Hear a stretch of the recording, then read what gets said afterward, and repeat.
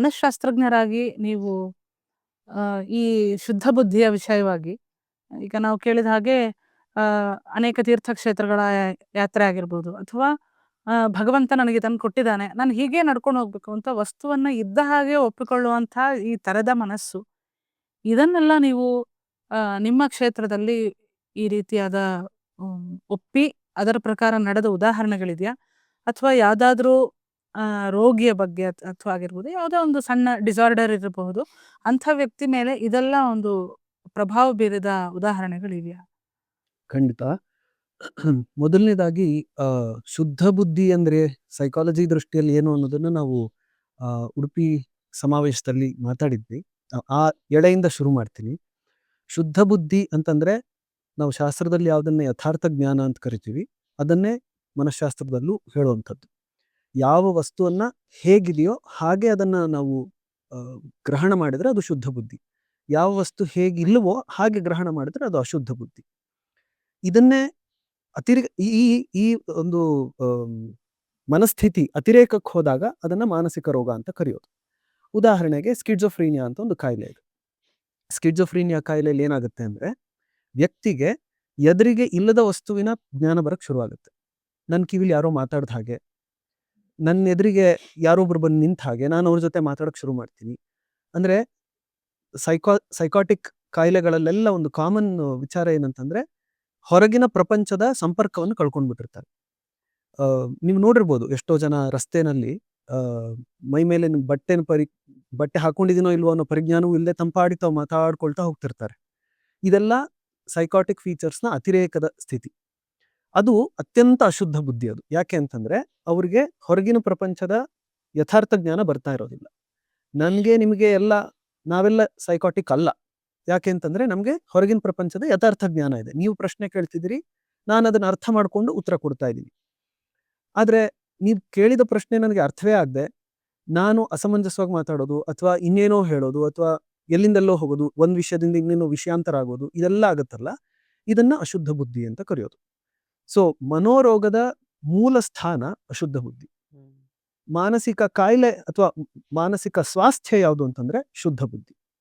So ನಮ್ಮ ಆಚಾರಗಳು ಏನೇನಿದೆ, ಈಗ ಆಚಾರ್ಯರು ಹೇಳಿದ ಹಾಗೆ ಯಾತ್ರೆ ಆಗಿರಬಹುದು, ಜಪ, ಅನುಷ್ಠಾನ, ಯಜ್ಞ, ಹೋಮ, ಪೂಜೆ, ದಾನ, ಅಧ್ಯಯನ, ಅಧ್ಯಾಪನ, ಧ್ಯಾನ, ಯಾವ ವಿಚಾರ ಆದ್ರೂ ತಗೊಳ್ಳಿ, ನಮ್ಮ ಸನಾತನ ಸಂಸ್ಕೃತಿಯಲ್ಲಿ ಕಂಡಂತಹ ಯಾವುದೇ ಆಚಾರ ಇದ್ರೂ ಆ ಎಲ್ಲ ಆಚಾರದ ಮೂಲ ಉದ್ದೇಶ ಶುದ್ಧ ಬುದ್ಧಿಯ ಕಡೆಗೆ. ಬರೀ ಮಾನಸಿಕ ಶುದ್ಧಿ ಅಲ್ಲ, ಬುದ್ಧಿಯ ಶುದ್ಧತೆ ಕಡೆಗೆ. ಇದನ್ನೇ ಸೈಕಾಲಜಿಯಲ್ಲೂ ಹೇಳೋದು. ನೀವು ಇದನ್ನ ಒಪ್ತೀರಾ ಅಂತ ಕೇಳಿದ್ರಿ. ಸೈಕಾಲಜಿ ಕೇವಲ ಒಪ್ಪೋದಲ್ಲ, ಇದನ್ನೇ ಥೆರಪಿಯಾಗಿ ನಾವು ಬಳಸ್ತೀವಿ. ಸೈಕೋಥೆರಪಿಯಲ್ಲಿ ಸುಮಾರು ಪದ್ಧತಿಗಳಿದೆ. ಅದರಲ್ಲಿ ಒಂದು ಪದ್ಧತಿಯನ್ನ ಅಕ್ಸೆಪ್ಟೆನ್ಸ್ ಅಂಡ್ ಕಮಿಟ್ಮೆಂಟ್ ಥೆರಪಿ ಅಂತ ಕರೀತಾರೆ, ACT ಅಂತ ಕರೀತಾರೆ.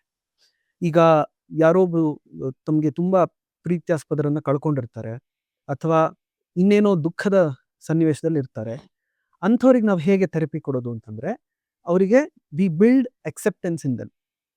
ಸೊ ಅಕ್ಸೆಪ್ಟೆನ್ಸ್ ಅಲ್ಲಿ ಸುಮಾರು ಹಂತಗಳಿದೆ. ಮೊದಲು ಅವರು ಶಾಕ್ ಅಲ್ಲಿ ಇರ್ತಾರೆ, ಆಮೇಲೆ ಡಿನೈಲ್ ಹೋಗ್ತಾರೆ, ಆಮೇಲೆ ನೆಗೋಷಿಯೇಟ್ ಮಾಡ್ತಾರೆ, ಆಮೇಲೆ ಆಂಗರ್ ಆಗುತ್ತೆ, ಆಮೇಲಿಂದ ಅಕ್ಸೆಪ್ಟೆನ್ಸ್ ಬರುತ್ತೆ, ಹೀಗೆ. ಸೊ ಇದು ಹೇಗೆ ನಾವು ಅವ್ರನ್ನ ಒಂದು ಹಂತದಿಂದ ಒಂದು ಹಂತಕ್ಕೆ ತಗೊಂಡು ಹೋಗೋದು ಅಂದ್ರೆ ಅವ್ರ ಮನಸ್ಸಲ್ಲಿ ಉಂಟಾಗುವಂತಹ ಗೊಂದಲಗಳಿಗೆ, ಪ್ರಶ್ನೆಗಳಿಗೆ ಉತ್ತರ ಕೊಡ್ತಾ ಕೊಡ್ತಾ ಕೊಡ್ತಾ ಹೇಗೆ ಕೃಷ್ಣ ಗೀತೆಯಲ್ಲಿ ಅರ್ಜುನನಿಗೆ ಹಂತವಾಗಿ ಉಪದೇಶ ಮಾಡ್ತಾ ಬಂದ, ಎತ್ಕೋತಾನೆ ನಾನೇ ಪರಬ್ರಹ್ಮ ಅಂತ ಹೇಳಲಿಲ್ಲ ಕೃಷ್ಣ. ಮೊದಲನೇದಾಗಿ ಅವನಿಗೆ ಸಾಮಾಜಿಕ ಪ್ರಜ್ಞೆಯನ್ನ ಮೂಡಿಸಿ, ಸಾಮಾಜಿಕ ಪ್ರಜ್ಞೆಯಿಂದ ಅವನ ಕರ್ತವ್ಯಗಳ ಬಗ್ಗೆ ಹೇಳಿ, ಕರ್ತವ್ಯಗಳಿಂದ ಸತ್ವಗಳ ಬಗ್ಗೆ ಹೇಳಿ, ಆಮೇಲೆ ಹೇಗೆ ತನ್ನ ವಿಶ್ವರೂಪ ದರ್ಶನ ಮಾಡಿಸಿ ಅರ್ಜುನನನ್ನ ಹಂತವಾಗಿ ಮಾನಸಿಕವಾಗಿ ಗಟ್ಟಿ ಮಾಡ್ದ. ಹಾಗೆ ಅಕ್ಸೆಪ್ಟೆನ್ಸ್ ಅಂಡ್ ಕಮಿಟ್ಮೆಂಟ್ ಥೆರಪಿಯಲ್ಲಿ ನಾವು ಮಾಡ್ತೀವಿ. ಇದು ಒಂದು. ಇನ್ನು ಎರಡನೇದು ಆಚಾರದ ದೃಷ್ಟಿಗೆ ಬರೋದಾದ್ರೆ, patients with alcohol addiction for example, addiction ಟ್ರೀಟ್ಮೆಂಟ್ಗೆ 12 ಸ್ಟೆಪ್ಸ್ ರಿಕವರಿ ಅಂತ ಒಂದು ಪದ್ಧತಿ ಇದೆ. ಯಾರಿಗೆ ಕುಡಿತದ ವ್ಯಸನದಲ್ಲಿ ಇರ್ತಾರಲ್ಲ ಅವ್ರಿಗೆ ಸುಮಾರು ಥೆರಪಿ ಇದೆ. ಅದರಲ್ಲಿ ಒಂದು ಇದು 12 ಸ್ಟೆಪ್ಸ್ ರಿಕವರಿ ಅಂತ. ನಿಮ್ಗೆಲ್ಲ ಆಶ್ಚರ್ಯ ಆಗತ್ತೆ, ಅಲ್ಲಿ ನಾವು ಅವ್ರಿಗೆ ಹೇಳ್ಕೊಡೋದೇನಂದ್ರೆ 12 ಹಂತಗಳಲ್ಲಿ ತನ್ನ ಕುಡಿತ ಏನಿದೆ ಅದು ತನ್ನ ತಪ್ಪಲ್ಲ, ಅದು ತನಗಿಂತ ಮೀರಿದ ಒಂದು ಶಕ್ತಿ ಮಾಡ್ತಾ ಇರೋ ಕೆಲಸ ಅಂತ ಹೇಳ್ಕೊಡ್ತೀವಿ ನಾವು. ಮತ್ತೆ ಮೊದಲನೇ ಸ್ಟೆಪ್ ಹಾಗೆ ಒಂದೊಂದೇ ಸ್ಟೆಪ್ ಅಲ್ಲಿ ಅವನಿಗೆ ಕೊನೆಯದಾಗಿ ನಿನ್ನ ಎಲ್ಲ ಆ ದೋಷ ಏನಿದೆ ಅಥವಾ ನೀನೇನ್ ತಪ್ಪು ಮಾಡಿದ್ಯಾ ಅಂತ ಅನ್ನಿಸ್ತಾ ಇದೆ ಇಲ್ಲಿವರೆಗೂ, ಅದನ್ನೆಲ್ಲ ನಿನ್ನ ಮೇಲೆ ಒಂದು ಶಕ್ತಿ ಇದೆ, ಅದಕ್ಕೆ ಒಪ್ಪಿಸ್ಬಿಟ್ಟು ನೀನು ಶರಣಾಗು, ಆಗ ನಿನ್ನ ಕಾಯಿಲೆ ಕಡಿಮೆ ಆಗುತ್ತೆ ಅಂತ. ಯಾಕೆ ಅಂತಂದ್ರೆ ಕುಡಿತದ ವ್ಯಸನ ಇರೋಂಥವ್ರ ಮನಸ್ಥಿತಿ ಹೇಗಿರುತ್ತೆ ಅಂದ್ರೆ, ಅವ್ರು ಕುಡಿತಾರೆ, ಕುಡ್ದಾಗ ಗಿಲ್ಟ್ ಆಗುತ್ತೆ, ಗಿಲ್ಟ್ ಆದ್ಮೇಲೆ ಮತ್ತೆ ಹೋಗಿ ಕುಡಿತಾರೆ. ಸೊ ಹೀಗೆ ಅವರು ಕುಡಿತದ ವ್ಯಸನದಲ್ಲಿ ಸಿಕ್ಕಾಕೊಳ್ಳೋದು, ಇದನ್ನ ಗಿಲ್ಟ್ ಟ್ರಿಪ್ ಅಂತ ಕರೀತಾರೆ. ಸೊ ಈ 12 ಸ್ಟೆಪ್ ರಿಕವರಿಯಲ್ಲಿ ಅವ್ರನ್ನ ಗಿಲ್ಟ್ ಟ್ರಿಪ್ ಇಂದ ಆಚೆ ಕರ್ಕೊಂಡು ಬರ್ಬೇಕಿದ್ರೆ ಅವರಿಗೆ ಈ ದೈವ ಪ್ರಜ್ಞೆಯನ್ನ ಮೂಡಿಸೋದು. ಈ ಈ 12 ಸ್ಟೆಪ್ ರಿಕವರಿ ಇವತ್ತಿಗೂ ಕೂಡ ಸುಮಾರು ರಿಹ್ಯಾಬ್ ಸೆಂಟರ್ಗಳಲ್ಲಿ ಬಳಸ್ತಾರೆ, ಅದರಿಂದ ತುಂಬಾ ಜನರಿಗೆ ಉಪಯೋಗ ಆಗಿದ್ದು ಇದೆ. ಇದಲ್ಲದೆ ಇದು ದೈವ ಪ್ರಜ್ಞೆಯ ಬಗ್ಗೆ. ಇನ್ನ ನಮ್ಮ ಆಚಾರಗಳ ಬಗ್ಗೆ ಎಲ್ಲ ನೋಡ್ತಾ ಹೋದ್ರೆ ಈ ದಾರಿಯಲ್ಲಿ ಸುಮಾರಷ್ಟು ರಿಸರ್ಚ್ಗಳು ಈಗ ಆಲ್ರೆಡಿ ನಡೆದಿದೆ. ಒಂದು ರಿಸರ್ಚ್ ನಾನೇ ಅದರ ಭಾಗವಾಗಿದ್ದೆ. ನಿಮ್ಹ್ಯಾನ್ಸ್ ಅಲ್ಲಿ ಡಾಕ್ಟರ್ ಸೂಸನ್ ಥಾಮಸ್ ಅನ್ನೋರ ಪೋಸ್ಟ್ ಡಾಕ್ಟರಲ್ ಸ್ಟಡಿ ಆಗಿತ್ತದು. ಅವ್ರು ಏನ್ ಮಾಡಿದ್ರು ಅಂತಂದ್ರೆ, ಗಾಯತ್ರಿ ಮಂತ್ರ ಅದು ಮೆದುಳಿನ ಮೇಲೆ ಯಾವ ರೀತಿ ಪರಿಣಾಮ ಮಾಡುತ್ತೆ ಅಂತ ಅವ್ರು ತಿಳ್ಕೊಬೇಕಾಗಿತ್ತು. ಅವರು ರ್ಯಾಂಡಮೈಸ್ಡ್ ಕಂಟ್ರೋಲ್ ಟ್ರಯಲ್ ಅಲ್ಲಿ 2 ಗುಂಪು ಮಾಡಿ, ಒಂದು ಗುಂಪು ಗಾಯತ್ರಿ ಮಂತ್ರವನ್ನ ಪ್ರತಿನಿತ್ಯ ಜಪ ಮಾಡುವಂಥವ್ರು, ಅಂದ್ರೆ ಶಾಸ್ತ್ರಬದ್ಧವಾಗಿ ಈಗ ಟ್ಯೂನ್ ನಲ್ಲಿ ಗಾಯತ್ರಿ ಮಂತ್ರ ಕೇಳ್ತಾರಲ್ಲ ಅದಲ್ಲ, ಶಾಸ್ತ್ರಬದ್ಧವಾಗಿ ದಿನ ಕಣ್ಮುಚ್ಚಿ ಗಾಯತ್ರಿ ಮಾಡುವಂಥ ವ್ಯಕ್ತಿಗಳ ಮೆದುಳನ್ನ FMRI ಸ್ಕ್ಯಾನ್ ಮಾಡಿದ್ರು. MRI ಸ್ಕ್ಯಾನಿಗೂ ಅಡ್ವಾನ್ಸ್ಡ್, ಅದು ಫಂಕ್ಷನಲ್ MRI ಸ್ಕ್ಯಾನ್. ಅಂದ್ರೆ MRI ಸ್ಕ್ಯಾನ್ ಅಲ್ಲಿ ಬರೀ ನೀವು ಫೋಟೋ ತಕೊಳ್ಬಹುದು, ಇದರಲ್ಲಿ ಮೆದುಳು ಕೆಲಸ ಮಾಡ್ತಿರುವಾಗ್ಲೇನೆ ಅದನ್ನ ನಾವು ಸ್ಟಡಿ ಮಾಡ್ಬೋದು. ಸೊ ಈ ವ್ಯಕ್ತಿಗಳು ಗಾಯತ್ರಿ ಮಂತ್ರ ಮಾಡ್ಬೇಕಾದ್ರೆ ಅವರ ಮೆದುಳನ್ನ ಕ್ಯಾಪ್ಚರ್ ಮಾಡಿದಾಗ ಗೊತ್ತಾಗಿದ್ದ ವಿಷಯ ಏನಂತಂದ್ರೆ, ಮೆದುಳಿನಲ್ಲಿ ಒಂದು ಇನ್ಸುಲಾ ಅಂತ ಒಂದು ಭಾಗ ಇದೆ. ಆ ಇನ್ಸುಲಾ ಅನ್ನೋ ಭಾಗ ಆಕ್ಟಿವೇಟ್ ಆಗ್ತಾ ಇತ್ತು ಗಾಯತ್ರಿ ಮಂತ್ರ ಹೇಳುವಾಗ. ಗಾಯತ್ರಿ ಮಂತ್ರ ಹೇಳದೆ ಇದ್ದಂಥ ವ್ಯಕ್ತಿಗಳಲ್ಲಿ ಆ ಇನ್ಸುಲಾ ಅನ್ನೋದು ಆಕ್ಟಿವೇಟ್ ಆಗ್ತಾ ಇಲ್ಲ. ಇದು ಯಾಕೆ ಆಕ್ಟಿವೇಟ್ ಆಗ್ತಿದೆ, ಆ ಇನ್ಸುಲಾ ಅನ್ನೋ ಭಾಗದ ಕೆಲಸ ಏನೋ ಇವತ್ತಿಗೂ ಗೊತ್ತಿಲ್ಲ. ಆದ್ರೆ ಯಾರು ಈ ಗಾಯತ್ರಿ ಮಂತ್ರ ಮಾಡ್ತಿದ್ದಾರೆ ಅವರಲ್ಲಿ ಹೆಚ್ಚು ಆಂಗ್ಸೈಟಿ ಟಾಲರೆನ್ಸ್, ಕಾಮ್ ಮೈಂಡೆಡ್ನೆಸ್ ಮತ್ತೆ ಕಾನ್ಸಂಟ್ರೇಷನ್ ಈ ಎಲ್ಲವೂ ಕೂಡ ಹೆಚ್ಚಾಗಿ ಕಂಡಿದೆ. ಸೊ ನಾವು ಮಾಡೋ ಜಪ ಆಗಿರಬಹುದು ಅಥವಾ ದೇವರ ಪೂಜೆ, ಉದಾಹರಣೆಗೆ ನಾವು ಪ್ರತೀಕದಲ್ಲಿ ಪೂಜೆ ಮಾಡೋ ಪದ್ಧತಿ ಇದೆಯಲ್ಲ, ಎಲ್ಲ ಸಂಪ್ರದಾಯಗಳಲ್ಲೂ ಇದೆ ಅದು. ನಮ್ಮ ಸನಾತನ ಸಂಪ್ರದಾಯಗಳಲ್ಲಿ ಪ್ರತೀಕದಲ್ಲಿ ಪೂಜೆ ಮಾಡಬೇಕಾದ್ರೆ ನಮ್ಮಲ್ಲಿ ಸೈಕಾಲಜಿಕಲ್ ಟರ್ಮ್ಸ್ ಅಲ್ಲಿ ಅದನ್ನ ನಾವು ವಿಜುವಲೈಸೇಷನ್ ಅಂತ ಕರಿತೀವಿ.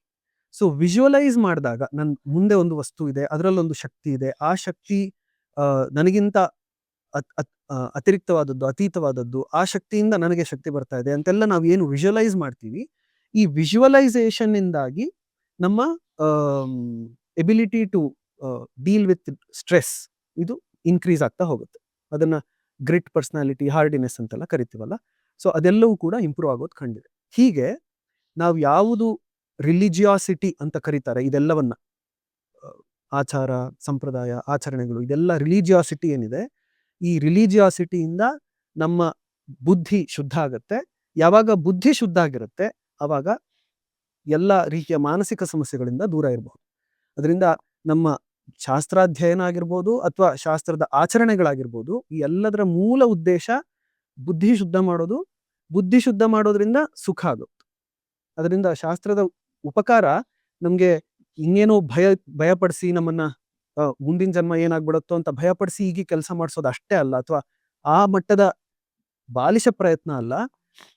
ಮನಸ್ಸಿಗೆ ನಿಜವಾದ ಸುಖವನ್ನ, ನಮ್ಮ ಆತ್ಮಕ್ಕೆ ನಿಜವಾದ ಸುಖವನ್ನ ತಂದು ಕೊಡುವಂತಹ ಕೆಲಸದಲ್ಲಿ ಇದು ಮಾಡುತ್ತೆ. ಇದಕ್ಕೆ ಸಾಕಷ್ಟು ಸೈಕಲಾಜಿಕಲ್ ಎವಿಡೆನ್ಸ್ಗಳು ಕೂಡ ನಮಗೆ